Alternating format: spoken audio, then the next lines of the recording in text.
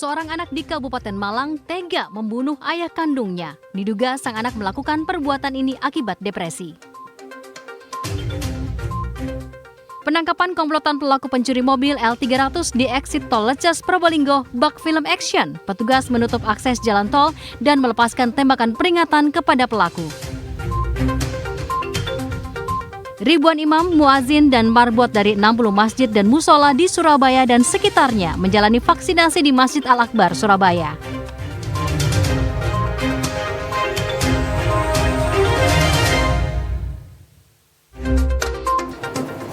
Selamat malam pemirsa, Pojok Pitu kembali hadir menyapa Anda. Selain cuplikan berita tadi, kami juga memiliki informasi lainnya tentang 4 Kiai Muda Nahdlatul Ulama Jawa Timur mengawali pemberian vaksin AstraZeneca dosis pertama di kantor PWNU Jatim.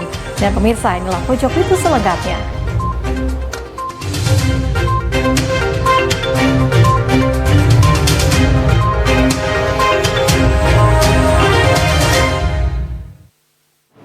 Pemirsa, aksi penangkapan komplotan pelaku pencurian mobil L300 oleh petugas gabungan Polres Probolinggo, Polres Pasuruan, dan Polres Malang di exit tol Leces, Probolinggo bak film action. Petugas terpaksa menutup akses jalan tol dan melepaskan tembakan peringatan kepada pelaku.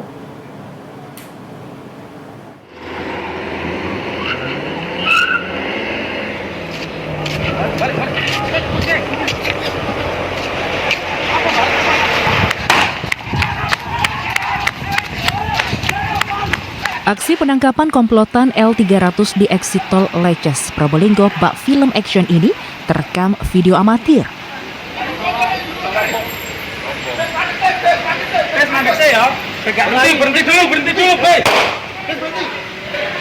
Dalam rekaman video, petugas gabungan dari Polsek Leces, Polres Probolinggo, Polres Pasuruan Kota, dan Polres Malang Kota mencegat komplotan di exit tol Leces, Probolinggo Timur.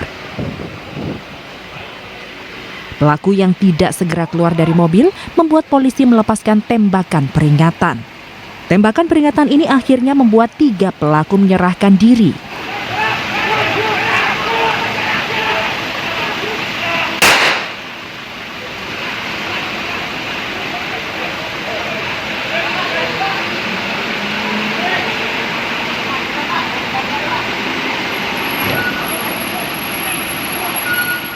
Pengejaran terhadap pelaku ini setelah komplotan ini mencuri 1 unit L300 di Kecamatan Gading Rejo, Kecamatan Pasuruan Kota pada 22 Maret kemarin. Polisi yang mendapat laporan dari korban langsung melakukan pengejaran. Polisi yang mengetahui pelaku mengendarai mobil Honda Mobilio dan mengarah ke tol Leces langsung melakukan pengejaran. Dari penangkapan ini, polisi menemukan barang bukti kunci T, sejumlah plat mobil dan mobil Honda Mobilio sebagai sarana melakukan aksi. Memang betul semalam Kanit Reskrim saya, Eko Aprianto, mendapatkan info ataupun permintaan bantuan dari Reskrim Polres Pasuruan Kota untuk mengamankan terduga pelaku curanmor yang dikejar dari arah Pasuruan Kota dan memasuki tol Probolinggo Timur. Info yang diterima pelaku pencurian mobil yang dikejar oleh Satreskrim Polres Pasuruan Kota sehingga bisa berhasil diamankan di pintu keluar Probolinggo Timur. Aksi penangkapan bak film ini menarik perhatian pengguna jalan lantaran polisi menutup akses jalan tol.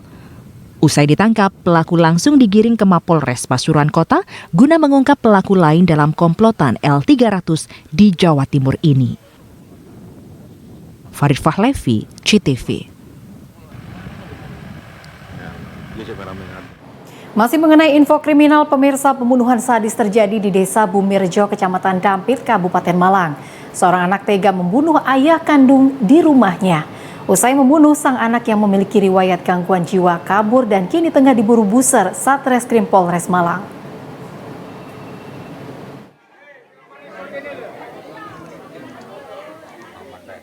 Warga Desa Bumirejo, Kecamatan Dampit, Kabupaten Malang, digegerkan dengan tewasnya Tamin yang tergeletak di depan rumahnya. Tamin yang bekerja sebagai petani ini diduga dibunuh anak kandungnya, Adi Pratama, 26 tahun.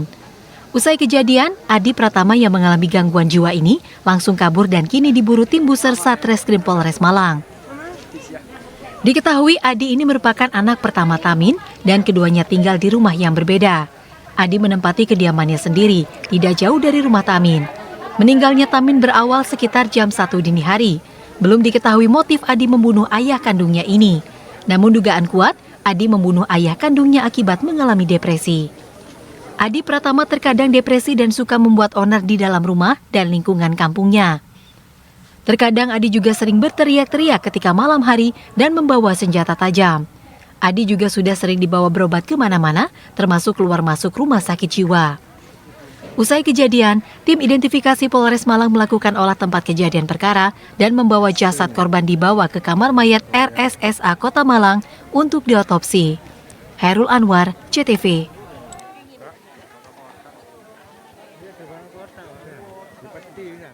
Gara-gara korek api, seorang pria di Trenggalek tega membacok 3 orang anggota keluarganya sendiri.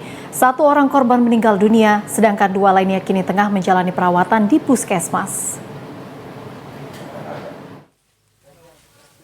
Kejadian pembacokan ini terjadi di Desa Dongko, Kecamatan Dongko, Kabupaten Trenggalek. Berdasarkan keterangan warga sekitar, pembunuhan tersebut bermula dari masalah korek api.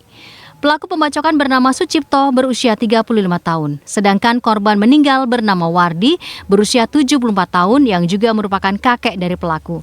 Sedangkan 2 korban luka lainnya adalah pasangan suami istri Mariono 74 tahun dan Juminem 64 tahun.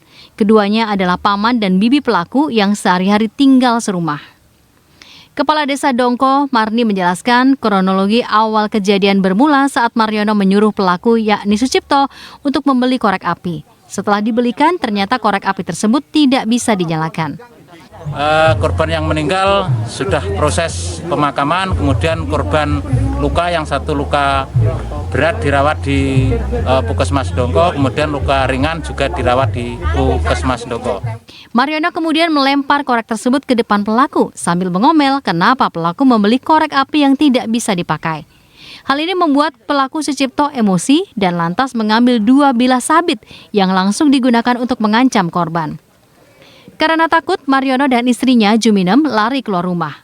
Pelaku pun bergegas mengejar keduanya. Juminem berhasil dikejar pelaku dan terkena bacokan di bagian bawah pantat. Sedangkan Mariono terkena lemparan sabit hingga mengenai kepalanya. Meski terluka, kedua korban tersebut berhasil kabur dari kejaran pelaku. Pelaku yang masih emosi mencari 2 korban yang berhasil kabur, lalu masuk ke dalam rumah lain yang dihuni Wardi, sang kakek. Wardi yang tengah tidur langsung dibacok pelaku dari belakang hingga tewas. Saat ini pelaku sudah diamankan di Polres Trenggalek untuk menjalani pemeriksaan lebih lanjut. Simon Bagus dan Muhammad Herlambang, CTV. Pemirsa, 3 orang satu keluarga di Kabupaten Kediri tewas tersengat aliran listrik. 3 orang terdiri dari paman dan 2 keponakan ini tersengat listrik usai memegang tiang listrik di depan rumahnya.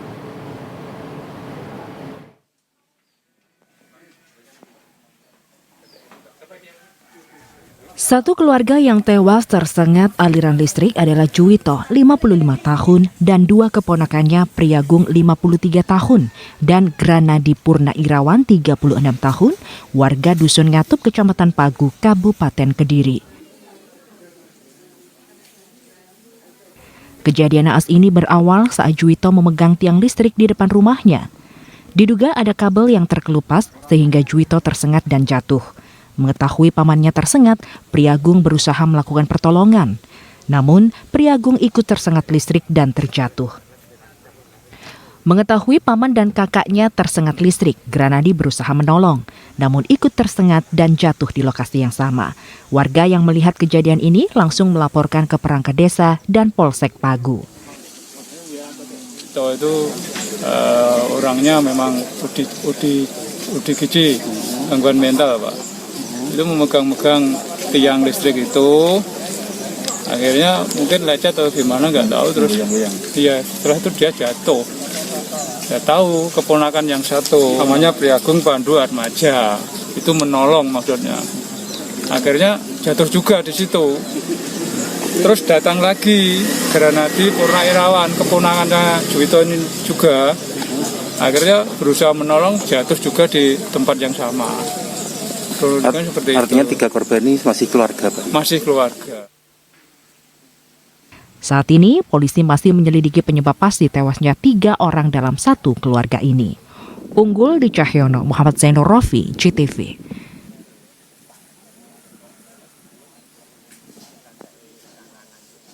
Ombak di pantai selatan Jawa kembali memakan korban. Kali ini di pintu pelawangan Pantai Pancer Puger, Jember, 4 perahu nelayan karam akibat diterjang ombak. Akibat terjangan ombak tersebut, 1 nelayan dinyatakan hilang.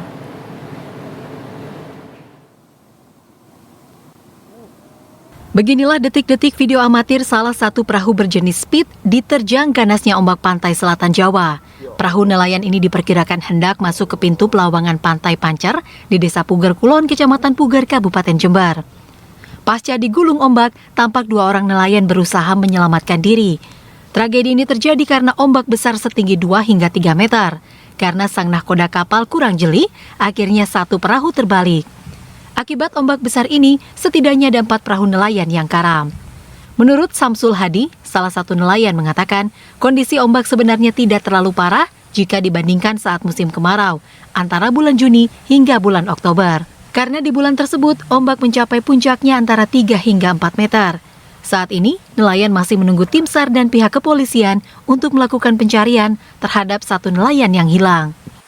Musibahnya di Antam Ombak. Oh, di Antam Ombak. Terus insya Allah sing sedes tunggal. yang hilang 1. Syukur kami putus maaf. No, itu yang 3 lainnya sempat selamat, Pak, 3 perahu. Nggih, selamat sedanten. Sementara itu, Kasat Pol Air Polres Jember menjelaskan, peristiwa karamnya perahu diterjang ombak terjadi sekitar pukul 6 pagi. Polisi berhasil mengidentifikasi korban hilang atas nama Mat Yasin, asal Kabupaten Malang, yang berdomisili di wilayah Dusun Mandaran, Desa Puger Wetan, Kecamatan Puger, Jember. Korban merupakan ABK perahu milik Hajah Aminah yang hendak pulang setelah mencari ikan semalaman.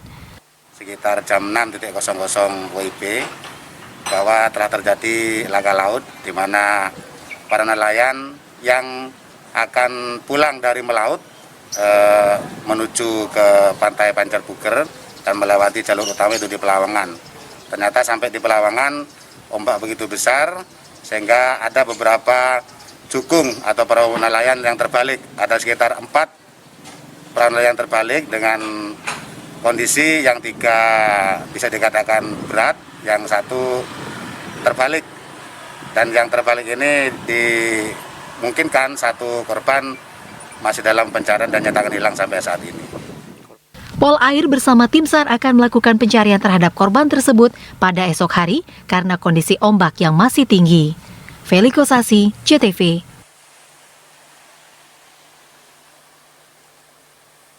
Beralih ke informasi laka lantas, pemirsa, kecelakaan beruntun melibatkan truk dan 2 mobil pickup terjadi di Jalan Nasional, Desa Pekandangan Barat, Kecamatan Bluto, Kabupaten Sumeneb.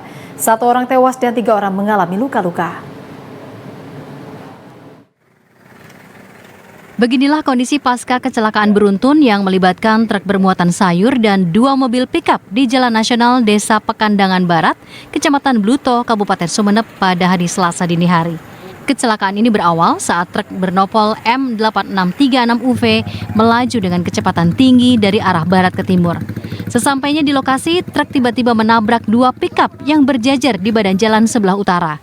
Akibat kecelakaan ini 1 orang meninggal dunia dan 3 orang mengalami luka-luka. Untuk kejadiannya sendiri, semula terjadi kendala mesin di mobil Suzuki Carry bak warna putih. Nah, setelah dibantu posisi di depan, tidak berapa lama dari arah belakang ada mobil Mitsubishi truk yang mengangkut sayur itu. Tidak diketahui sebab apa, nanti kita perdalam lagi, oleng ke kiri sehingga membentur bagian belakang mobil putih Suzuki Carry, dan setelah membentur Suzuki Carry yang putih, membentur lagi Suzuki Carry yang depan, sehingga terjadi laka dan menyebabkan korban meninggal dunia 1 orang. Untuk yang lain luka-luka sudah dibawa ke puskesmas maupun rumah sakit. Usai kejadian, truk dan 2 pickup yang mengalami kerusakan langsung dievakuasi ke unit laka Polres Sumeneb. Hanif Tanzil, JTV.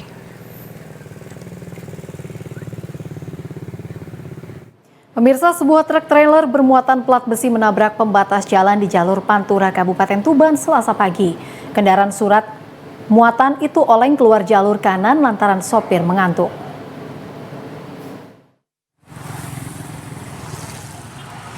Kecelakaan tunggal truk trailer menabrak pembatas jalan ini terjadi di jalur Pantura, tepatnya di Desa Tunah, Kecamatan Semanding, Kabupaten Tuban, Selasa pagi.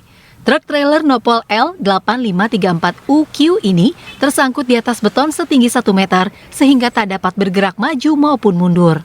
Kecelakaan ini bermula saat truk trailer yang dikemudikan Setio Pujono, warga Tuban, hendak mengirim plat besi ke Pertamina Tuban dari Surabaya.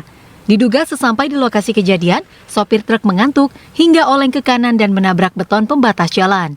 Beruntung tak ada korban jiwa maupun luka dalam peristiwa ini. Saya kan udah capek dari Surabaya, mungkin ngantuk, setengah ngantuk. Penerangan jalan juga minim, maksudnya itu rambu-rambunya juga. Itu mau nyelip atau gimana Pak awalnya? Kan di sini kan persimpangannya kan agak sempit. Ya. Jadi itu setengah-setengah ngantuk, sebelah kiri ngelakson, kita kaget, bantingkan. Kecelakaan tunggal di lokasi ini bukan kali pertama. Peristiwa serupa telah terjadi sebanyak 3 kali.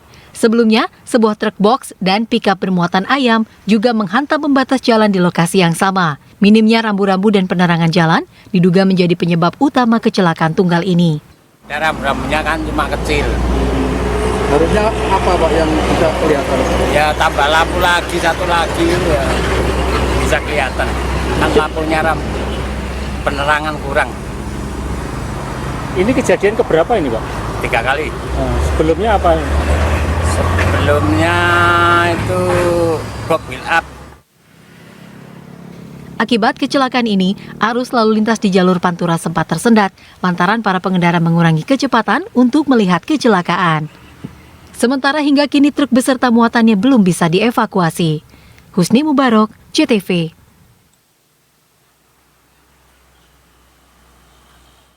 Ribuan imam, muazin, dan marbot dari 60 masjid dan mushola di Surabaya dan sekitarnya menjalani vaksinasi di Masjid Al-Akbar, Surabaya.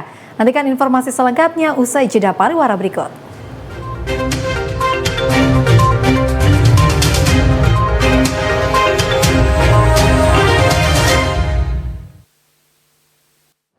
Pemirsa, ribuan imam, muazin, dan marbot dari 60 masjid dan musola di Surabaya dan sekitarnya menjalani vaksinasi di Masjid Al-Akbar, Surabaya.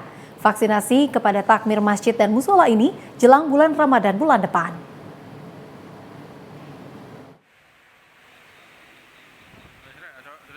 Vaksinasi kepada ribuan imam, muazin, dan marbot dari 60 masjid dan musola di Surabaya dan sekitarnya ini digelar di Masjid Al-Akbar, Surabaya. Vaksinasi dibagi dalam 7 sesi dimulai jam 8 pagi hingga jam 5 sore. Masing-masing sesi berdurasi 1 jam untuk 60-an orang. Vaksinasi terhadap takmir masjid dan musola ini ditinjau Menteri Kesehatan Budi Gunadi Sadikin dan Gubernur Jawa Timur Hovifah Indar Parawansa. Hovifah mengatakan pelaksanaan vaksinasi kepada takmir masjid dan musola ini karena bulan Ramadan sudah di depan mata. Diharapkan dengan vaksinasi ini, para takmir masjid dan musola ini merasa aman dan nyaman saat memberikan pelayanan kepada masyarakat di bulan suci Ramadan. Gubernur pun memastikan kebutuhan vaksin tersedia dan cukup. Allah melewati dan memasuki bulan Ramadan dan aktivitas masyarakat di bulan Ramadan biasanya cukup banyak yang berproses melakukan peribadatan di masjid. Oleh karena itu, ini adalah tahap kedua setelah sebelumnya 250 orang dari imam, muadzin, dan marbot masjid sudah divaksin di rumah sakit dulu. Nah, yang kedua hari ini yang masih akan menyusul kembali. Tahap pertama memang pada 1.000 orang, baik itu imam, muadzin maupun marbot masjid. Selain vaksinasi kepada imam, muazin, dan marbot, Pemprov Jatim juga akan memaksimalkan vaksinasi kepada pedagang dan lansia. Ayul Andim, JTV. Nahdlatul Ulama Jawa Timur mengawali pemberian vaksin AstraZeneca dosis pertama di kantor PWNU Jatim. Vaksinasi yang dihadiri Menteri Kesehatan didampingi pula perwakilan UNICEF dan WHO untuk Indonesia ini mengawali 116 suntikan kepada kiai dan tokoh NU Jatim lainnya.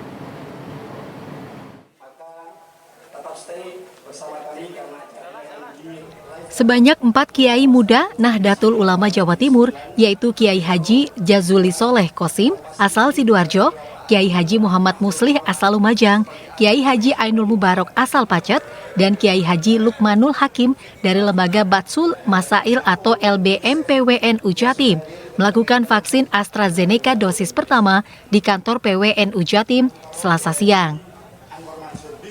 Vaksinasi itu dilaksanakan secara simbolis untuk mengawali 116 suntikan vaksin AstraZeneca dosis pertama bagi para kiai dan tokoh NU Jatim lainnya.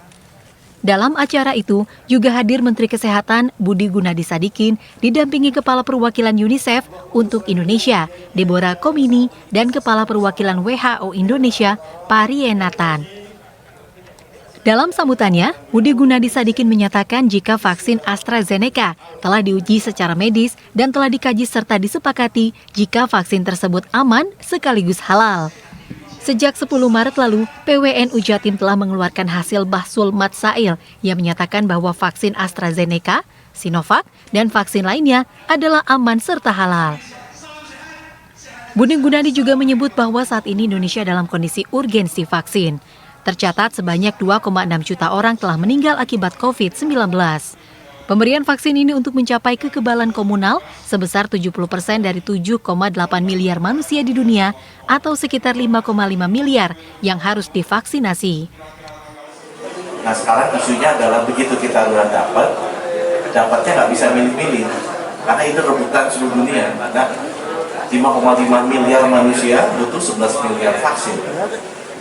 Pada kapasitas produksinya mungkin baru 3-4 miliar setahun, jadi kelihatan kan rebutannya.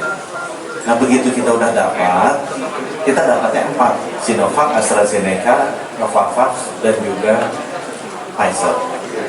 Kita berharap ini bisa langsung kita vaksinasikan dalam waktu 12 bulan sesuai arahan Bapak Presiden ke 181,5 juta rakyat. Hingga kini dunia tengah berebut vaksin karena setiap jiwa membutuhkan 2 dosis vaksin. Karena itu, untuk memenuhi kuota vaksin harus tersedia 11 miliar dosis. Indonesia pun telah memperoleh jatah sebanyak 181,5 juta vaksin atau sekitar 360 juta lebih dosis. Yusman Nawindarto, CTV. Menteri Kesehatan Budi Gunadi Sadikin memastikan uji klinis terhadap vaksin merah putih buatan Indonesia masih terus berjalan. Pada bulan April mendatang, bibit vaksin akan segera dikirim ke Bio Farma agar bisa diproduksi untuk uji klinis tahap 1.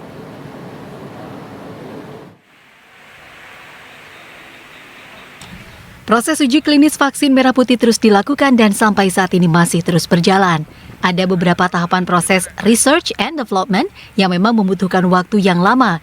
Di antaranya proses karakterisasi dan pembersihan karena awalnya berasal dari hewan sehingga harus dibersihkan komponen-komponen genetik hewannya baru kemudian diproduksi bibit vaksinnya.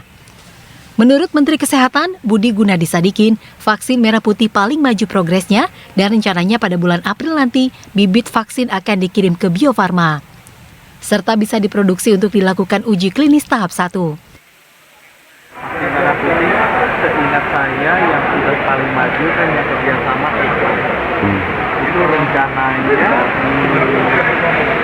April mungkin bibit vaksinnya akan dikirim ke Bio Farma untuk bisa mulai diproduksi untuk dilakukan uji klinis tahap 1. Budi berharap pada awal tahun 2022, vaksin merah putih sudah mendapatkan izin pemakaian dari Badan Pengawas Obat dan Makanan atau BPOM, sehingga pada bulan Maret atau April 2022 sudah bisa digunakan atau diproduksi. Ayul Andim, CTV. Pemirsa, Pemkot Surabaya melakukan vaksin kepada pedagang di Pasar Kapasan Surabaya. Dan di luar dugaan, vaksinasi disambut antusias pedagang. Bahkan pihak pasar kembali mengajukan 400-an vaksin ke Pemkot Surabaya. Banyak pedagang yang minta divaksin.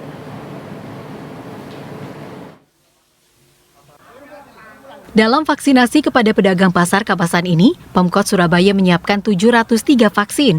Di luar dugaan, vaksinasi disambut antusias pedagang, bahkan antrian panjang yang sudah terdaftar melampaui jumlah vaksin yang ada. Dari jumlah 703 vaksin, sebanyak 600 vaksin sudah disuntikan ke para pedagang dan pegawai di Pasar Kapasan Surabaya. Melihat antusias pedagang ini, pihak pasar mengajukan kembali permintaan 400 vaksin COVID-19 ke Pemkot Surabaya. Elsye Tatipata, Kepala Pasar Kapasan menyampaikan total stand di Pasar Kapasan ini mencapai 1.680-an.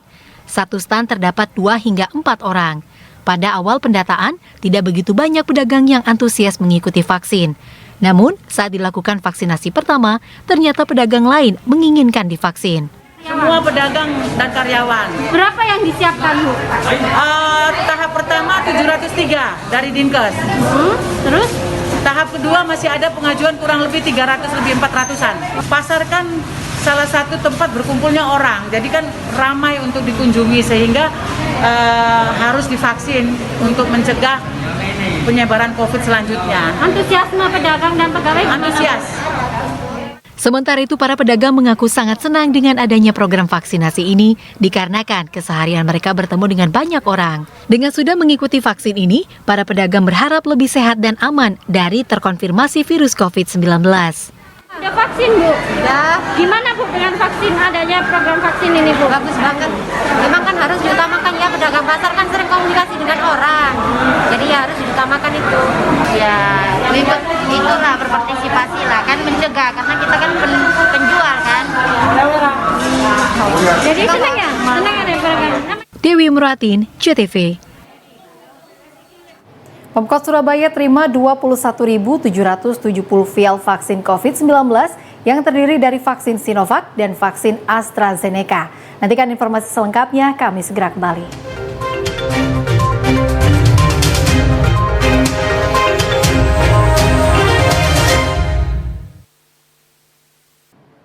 Pemirsa, sebanyak 21.770 vial vaksin COVID-19 yang diterima Pemkot Surabaya yang terdiri dari vaksin Sinovac dan vaksin AstraZeneca.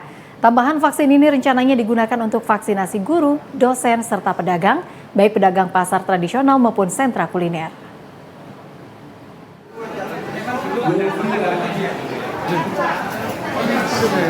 Pemkot Surabaya kembali menerima 21.770 vial vaksin yang terdiri dari 11.770 vial merek Sinovac dan 10.000 vial merek AstraZeneca dari pusat yang setara dengan penyuntikan sebanyak 217.700 dosis. Vaksin tambahan ini rencananya akan digunakan untuk guru, dosen, dan pedagang pasar tradisional maupun pedagang sentra kuliner. Vaksin untuk guru sendiri telah dimulai sejak awal Maret lalu di puskesmas terdekat. Sedangkan vaksin dosen telah dimulai pada Senin kemarin yang dilakukan di masing-masing kampus. Sementara untuk vaksinasi pedagang pasar tradisional juga telah dimulai di Pasar Kapasan pada Senin kemarin. Sedangkan vaksinasi pedagang sentra kuliner dimulai pada 17 Maret lalu. Wali Kota Surabaya Eri Cahyadi berharap vaksinasi untuk pedagang ini dapat cepat selesai agar pedagang berjualan dengan merasa nyaman. Eri juga menghimbau agar masyarakat tidak perlu khawatir dengan vaksin AstraZeneca ini karena telah dipastikan halal oleh MUI. Hari ini kita dapat tambahan vaksin. Insya Allah mulai besok seluruh pedagang, seluruh guru, dan seluruh dosen di Kota Surabaya itu bisa dilakukan penyuntikan vaksin. Saya berharap suntik vaksin ini untuk pedagang, guru, dan dosen bisa cepat selesai. Sehingga untuk pedagang bisa berjualan merasa aman, untuk pendidikan sebelum tahun ajaran baru nggak bisa merasa yakin untuk masuk pada waktu tatap muka. Insya Allah tambahannya tadi 270.000 sekian. Jenis vaksinnya ada dua, ada Sinovac sama AstraZeneca. MUI Jawa Timur tadi alhamdulillah menyampaikan kalau dalam hal suntik vaksin tadi ada AstraZeneca tadi bahwa ini adalah halal. Berdasarkan data Dinas Kesehatan Surabaya, total penerima vaksin COVID-19 untuk guru di Surabaya mencapai 25.422 orang, sedangkan untuk pedagang mencapai sekitar 27.000 orang. Selvi Wang, JTV. Pemirsa, Rumah Sakit Universitas Airlangga RSUA Surabaya mengklaim selama sebulan terakhir ini jumlah pasien COVID-19 mengalami penurunan hingga 50%. Penurunan jumlah pasien COVID ini disebut seiring dengan program vaksinasi pemerintah dan warga telah menerapkan protokol kesehatan dalam aktivitasnya keseharian.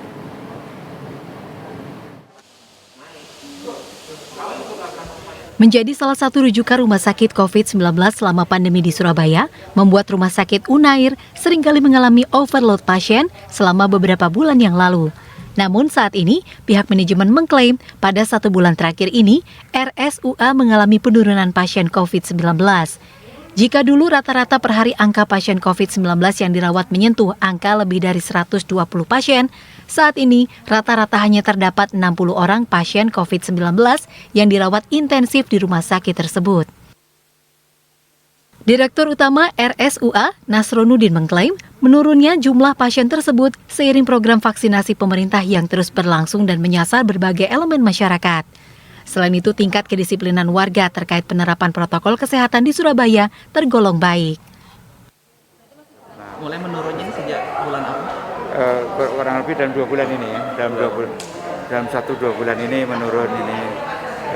Pertama, pertimbangannya masyarakat makin siap dalam mengimplementasikan protokol kesehatan, pengetahuannya juga sudah semakin meningkat, kemudian pemerintah sudah memberikan vaksinasi, dan kemudian kita semua juga 3T-nya itu yang dilakukan pemerintah, testing, tracing, dan treatment-nya itu sudah berjalan makin baik. Kendati mengalami jumlah penurunan pasien COVID-19, namun Rumah Sakit Unair mengaku memiliki kendala terkait masih kurangnya tenaga kesehatan perawat yang membantu perawatan pasien, baik COVID-19 maupun non-COVID di RS tersebut. Tercatat saat ini 446 orang perawat bertugas di RS Unair yang sebagian besar tenaganya dialokasikan untuk perawat pasien COVID-19. Atiko Hasan, CTV.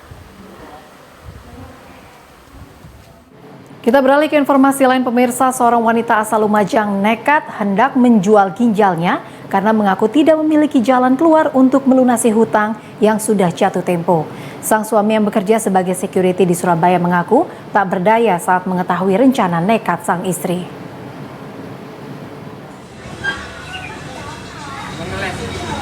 Seorang wanita yang tinggal di daerah Pasar Seruji, Kelurahan di Trotrunan Lumajang, nekat hendak menjual ginjal dan menawarkannya di grup WhatsApp Komunitas Masyarakat Lumajang.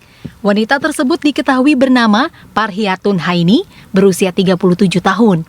Dia mengaku terpaksa nekat menjual ginjalnya karena tak ada jalan keluar untuk melunasi hutang yang sudah jatuh tempo sebesar 2 juta rupiah yang sudah dipinjamnya sekitar 5 bulan yang lalu.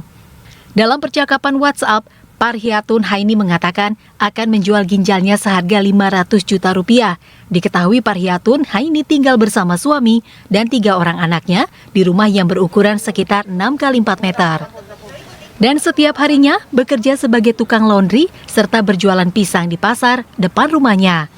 Meski terhimpit ekonomi bertahun-tahun, Parhiatun Haini beserta keluarganya tidak pernah mendapatkan bantuan dari pemerintah. Ya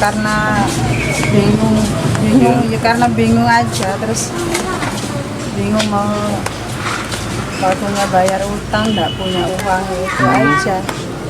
Coba pinjam sana sini, coba mau jual peralatan laundry ya enggak ada yang mau beli, saya tawar-tawarkan enggak ada yang mau beli. Terus coba pinjam ya enggak dapat pinjaman. Ya itu aja, ya emosi itu. Sebenarnya berapa sih Bu kebutuhan Ibu waktu itu hingga Ibu memutuskan untuk mau jual ginjal itu loh Bu? 2 juta. Cuma butuh 2 juta. Itu berapa lama? Apa Ibu memikirkan sebelumnya itu? Nggak mikir macam-macam ya, yang penting bisa bayar yang 2 juta itu aja. Bu, ini apa dampak dari pandemi? Mungkin Bu kerjaan sepi atau gimana? Mungkin iya. Sekarang kan tambah sepi, nggak seperti dulu. Sang suami yang tiap harinya bekerja sebagai security di Surabaya mengaku tak berdaya dan tak bisa berbuat apa-apa saat mengetahui sang istri nekat hendak menjual ginjal. Pelajaran, apalagi semua keluarga yang di Lombok juga banyak yang banyak yang tahu dan memarahi malah. Tapi mendengar awal mula itu seperti itu, gimana responnya Bapaknya? Untuk respon sementara ini saya sendiri terbelenggu sama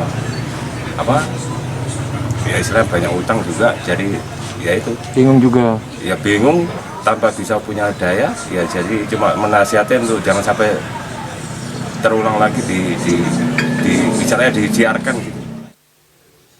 Kepala Kelurahan di Trotrunan, Sudarwi mengatakan, jika pihak kelurahan tidak mengetahui ada warga yang terhimpit kesulitan ekonomi namun tidak mendapatkan bantuan.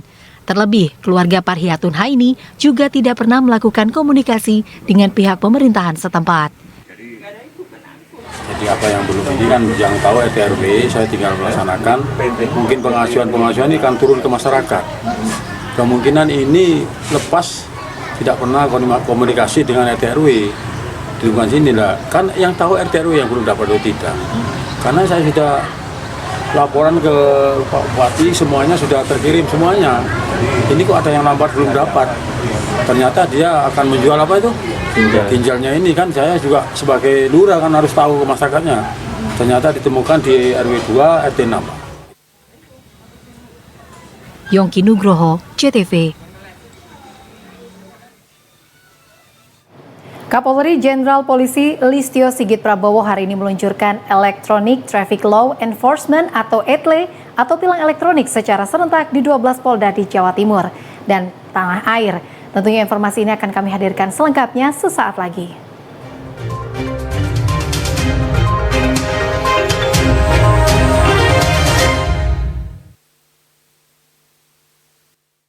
Kapolri Jenderal Polisi Listio Sigit Prabowo hari ini meluncurkan Electronic Traffic Law Enforcement atau ETLE atau tilang elektronik secara serentak di 12 Polda di tanah air.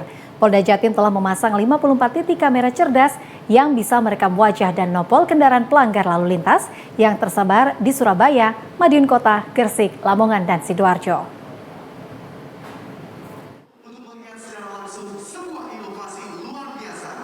Kapolri Jenderal Polisi Listio Sigit Prabowo hari ini meluncurkan Electronic Traffic Law Enforcement atau ETLE atau tilang elektronik secara serentak di 12 Polda di tanah air. Polda Jatim mengikuti launching ETLE ini secara virtual, dihadiri oleh jajaran Forkopimda Jatim di Gedung Mahameru Polda Jatim. Polda Jatim juga memasang 54 titik kamera cerdas yang mampu merekam wajah pelanggar lalu lintas, sekaligus merekam nomor polisi kendaraan. 54 titik tersebut dibagi pada beberapa wilayah Polres, diantaranya Surabaya, Gresik, Madiun Kota, Lamongan, serta Sidoarjo. Selain itu, di Telantas Polda Jatim juga telah menerjunkan in-car, mobil patroli yang dilengkapi dengan kamera pintar. Kamera pintar ini terkoneksi dengan data SIM dan iKTP yang mampu mendeteksi wajah dan nomor kendaraan. Diharapkan tilang elektronik ini mampu meningkatkan kedisiplinan masyarakat dalam berlalu lintas dan angka kecelakaan dapat diminimalisir. Kemudian Polda Jatim secara langsung juga melaksanakan kegiatan launching ini yang diikuti oleh polda-polda lain. Di dalam launching di Polda Jatim juga selain ETLE juga ada in-car, sehingga dua program ini dapat bersinergi. Program ini tidak bisa berjalan tanpa ada dukungan dari rekan-rekan stakeholder yang hadir bersama kami. Harapan kami dengan adanya program ini, maka program presisi Bapak Kapolri khususnya di Jawa Timur bisa berjalan dan rakyat pun juga bisa terlayani lebih baik dan keamanan dan ketertiban dan kelancaran lalu lintas di Jawa Timur juga bisa menjadi lebih baik lagi. Program ETLE ini merupakan gebrakan program 100 hari kerja Kapolri Jenderal Listio Sigit Prabowo untuk memberikan pelayanan maksimal kepada masyarakat dan meminimalisir angka kecelakaan akibat pelanggaran lalu lintas. Yusmana Windarto, CTV. Pemirsa, pasca viralnya WNA yang menikah dan memiliki IKTP di Kabupaten Jember, Imigrasi Kelas 1A Jember memastikan jika yang bersangkutan merupakan WNA berkebangsaan Bangladesh dan surat izin tinggal sementara yang dimilikinya sudah melewati batas. Saat ini tim imigrasi tengah memburu WNA tersebut yang diduga sedang berada di Bali.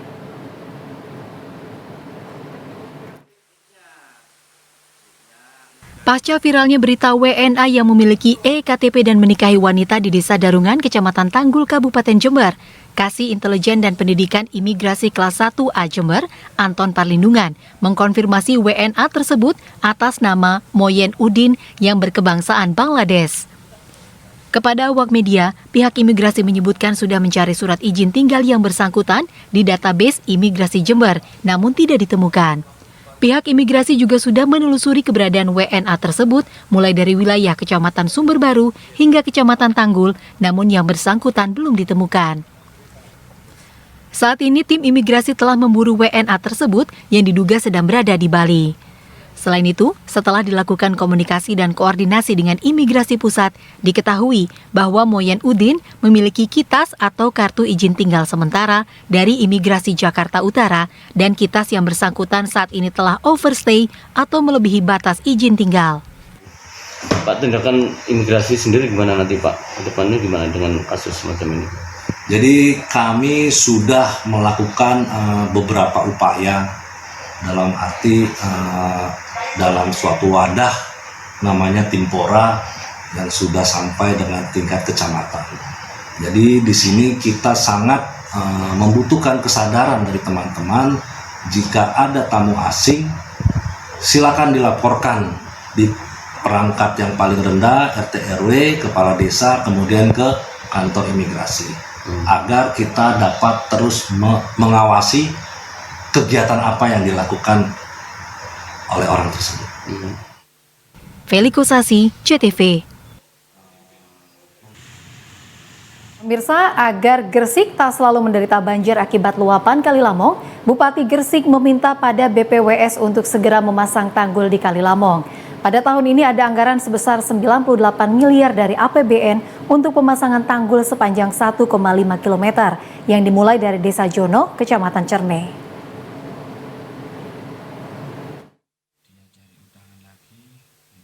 Fandi Ahmad Yani, Bupati Gresik, dalam pertemuan dengan Kepala BPWS meminta agar BPWS serius untuk memasang tanggul Kali Lamong. Pada tahun ini telah dianggarkan dana dari APBN sebesar 98 miliar rupiah untuk pemasangan tanggul sepanjang 1,5 km yang dimulai dari Desa Jono, Kecamatan Cerme.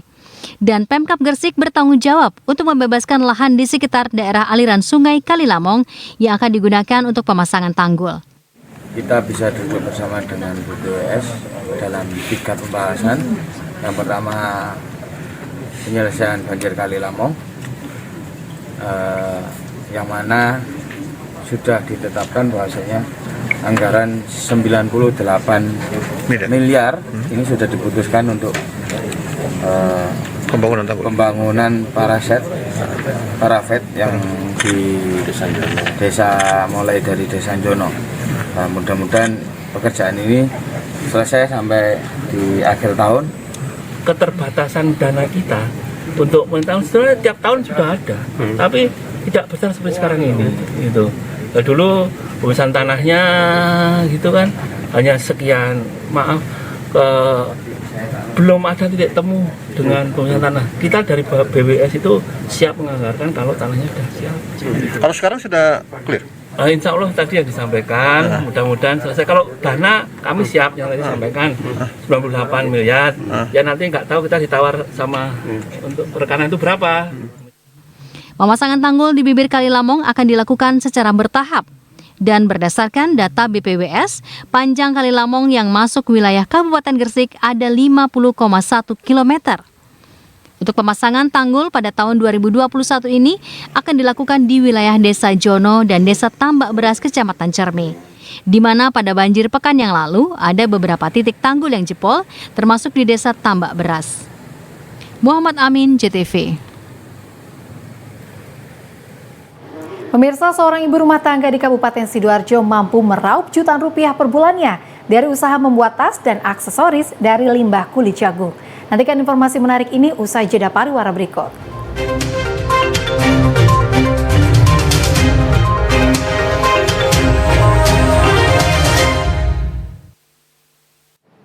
Pemirsa, seorang ibu rumah tangga di Desa Ngampelsari, Kecamatan Candi, Sidoarjo, menghasilkan jutaan rupiah per bulan dari usaha rumahan pembuatan tas dan aksesoris berbahan limbah kulit jagung. Lewat usaha yang digeluti sejak 7 tahun lalu ini, ibu rumah tangga bisa memberdayakan dan memberi pendapatan tambahan untuk tetangga di sekitarnya.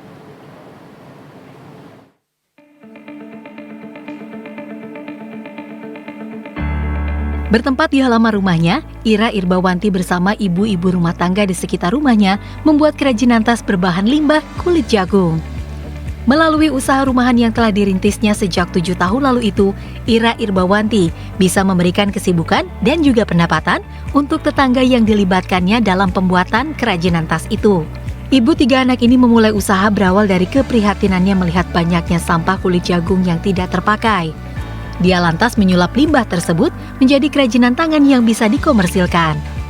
Limbah kulit jagung yang sudah dibersihkan dan dikeringkan ini digunting sesuai ukuran. Setelah dipotong, kulit jagung kering ini kemudian dilipat hingga membentuk model bunga maupun membentuk model lain yang diinginkan.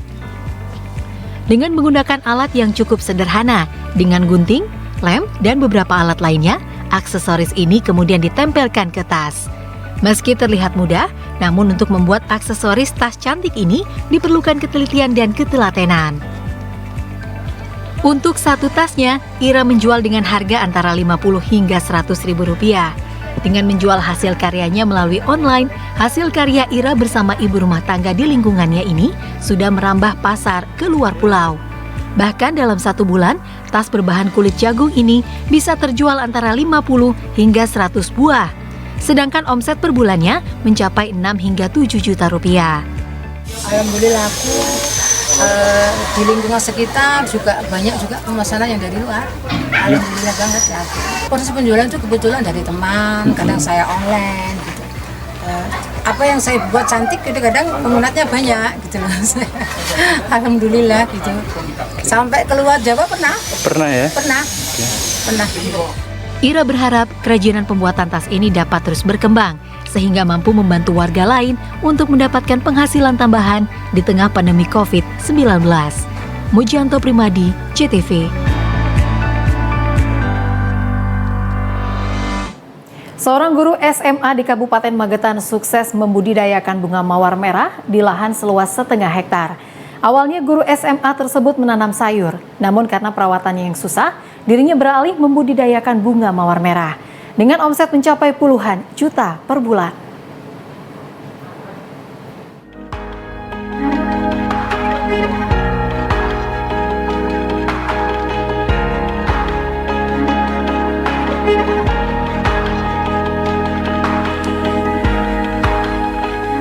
Inilah hamparan bunga mawar milik Santi Rohmatin, warga desa Sidomulyo, Kecamatan Sidoarjo, Kabupaten Magetan.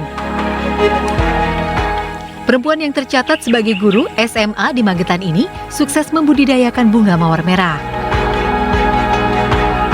Setiap hari bersama keluarganya, Santi memanen bunga mawar jenis Rosantana yang ditanam di lahan seluas kurang lebih 1,5 hektar. Menurut Santi, awalnya lahan miliknya tersebut ditanami sayuran. Namun karena keterbatasan tenaga dan pengolahannya susah, kemudian dirinya beralih menanam bunga mawar yang perawatannya lebih mudah.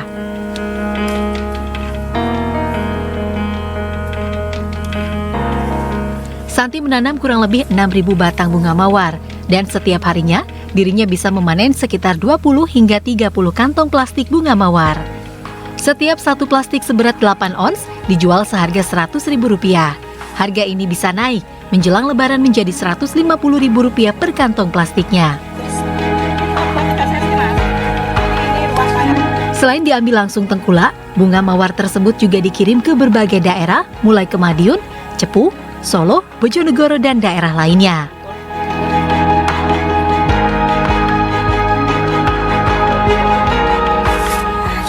Ini lahan untuk penanaman sayur, cuma karena memang kita keterbatasan tenaga juga untuk perawatan pengolahannya itu susah, kita beralih ke bunga mawar yang kami anggap untuk perawatannya lebih mudah.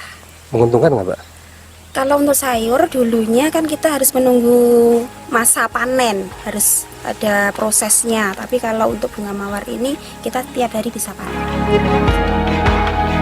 Santi berhasil melewati masa sulit saat awal pandemi COVID-19 ketika harga mawar turun menjadi Rp30.000. Kini, dia mampu meraup omset puluhan juta rupiah setiap bulannya. Selain untuk dekorasi, bunga mawar tersebut biasa digunakan warga untuk kegiatan nyekar. M. Ramzi, CTV.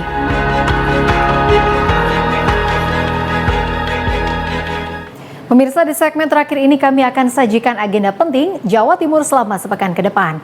Dan informasi ini pun sekaligus mengakhiri Pojok Pitu hari ini, Selasa 23 Maret 2021. Saksikan program baru kami, Pemimpin Baru, Harapan Baru, wawancara eksklusif bersama Bupati Lamongan, Dr. Haji Yuhronur Effendi MBA, besok jam 6 sore. Mewakili kru yang bertugas, saya Fani Patricia pamit undur diri. Selamat malam dan salam CTV.